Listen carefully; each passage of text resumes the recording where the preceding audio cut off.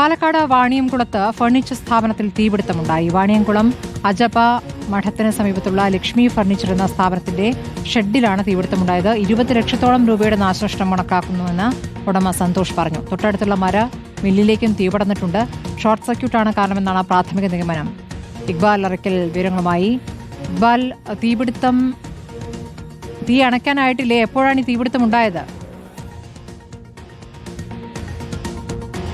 സ്മൃതി, പുലർച്ചെ 3 മണിയോടുകൂടിയാണ് ഈ വാണിയംകുളം അജപ മഠത്തിന് സമീപത്തുള്ള സന്തോഷ് എന്ന് പറയുന്ന വ്യക്തിയുടെ ഉടമസ്ഥതയിലുള്ള ഈ ഫർണിച്ചർ നിർമ്മാണ യൂണിറ്റിന് തീപിടിക്കുന്നത്.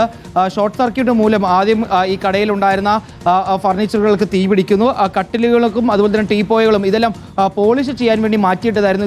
ഇതിലേക്കാണ് ആദ്യം തീ പിടിക്കുന്നത്. പിന്നീട് സമീപത്തെ മരമില്ലിലേക്കും ഈ തീ പടർന്നു പിടിക്കുകയായിരുന്നു. ഉടൻ തന്നെ ഷൊർണൂരിൽ നിന്നും പട്ടാമ്പിയിൽ നിന്നും ഫയർഫോഴ്സ് യൂണിറ്റുകൾ എത്തി 3 മണിക്കൂറോളം പ്രയത്നിച്ചതിനൊടുവിൽ ഏകദേശം 6:30 മണിയോടുകൂടിയാണ് ഈ തീ പൂർണ്ണമായും നിയന്ത്രണ വിധേയമാക്കാൻ സാധിച്ചിട്ടുള്ളത്. ഏതായാലും 20 ലക്ഷത്തോളം രൂപയുടെ നാശനഷ്ടം ഉണ്ടായിട്ടുണ്ട് എന്നുള്ളതാണ് കട ഉടമ ഇപ്പോൾ പറയുന്നത്.